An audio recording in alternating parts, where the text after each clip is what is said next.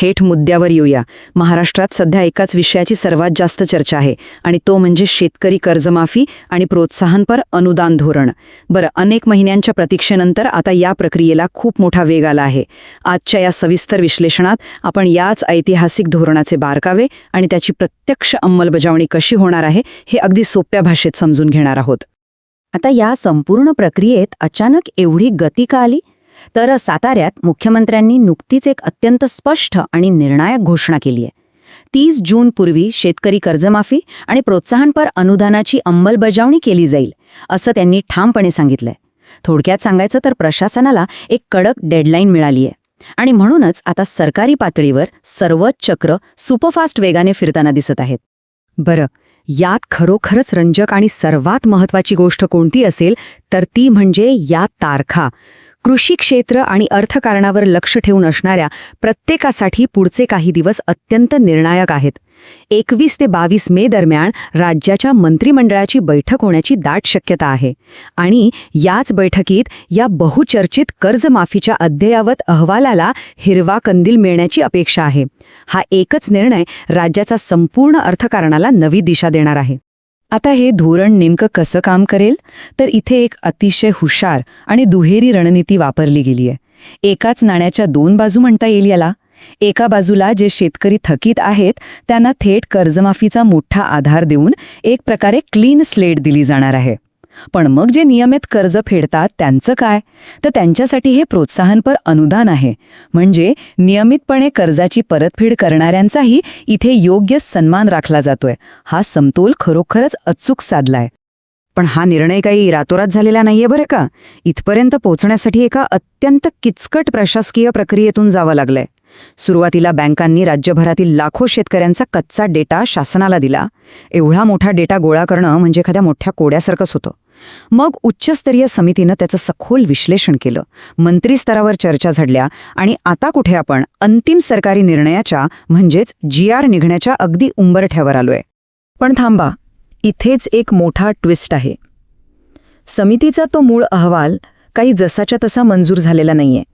त्यात काही बदल केले गेलेत आणि म्हणूनच एक अतिशय कुतूहल निर्माण करणारा प्रश्न उभा राहतो.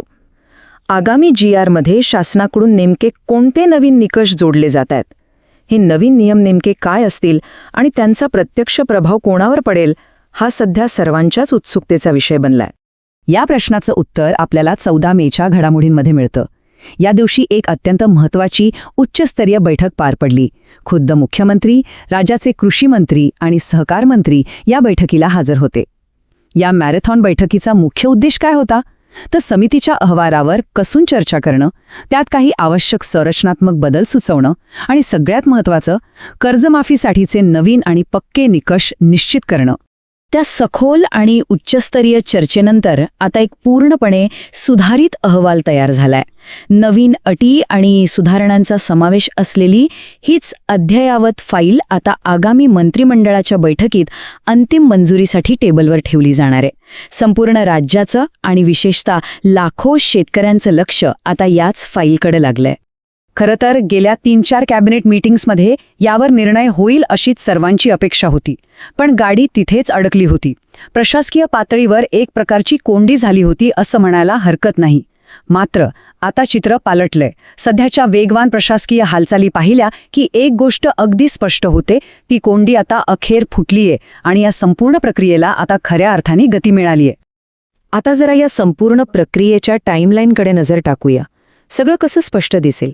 मध्य मेमध्ये मंत्र्यांच्या पाटलीवर महत्त्वाचे बदल झाले. आता मे महिन्याच्या अखेरीस म्हणजे साधारण 21-22 मेला मंत्रिमंडळाची अंतिम मोहर उमटण्याची दाट शक्यता आहे. आणि या सगळ्याचा शेवटचा थांबा तो म्हणजे 30 जून, जी या योजनेच्या प्रत्यक्ष अंमलबजावणीची कडक डेडलाईन आहे. आता सर्वांचे डोळे या आगामी सरकारी निर्णयाकडे म्हणजेच GRकडे लागून आहेत. पण जाता जाता एक प्रश्न नक्कीच मनात घर करून राहतो. या नव्या अटी आणि निकषांमुळे महाराष्ट्राच्या कृषी क्षेत्राच्या भविष्याला नक्की कोणती कलाटणी मिळेल? हा एकच निर्णय लाखो शेतकऱ्यांच्या आयुष्यात कोणता आणि कसा बदल घडवून आणेल? नक्कीच हा निर्णय राज्याच्या कृषी धोरणासाठी एक मोठा मैलाचा दगड ठरणार आहे.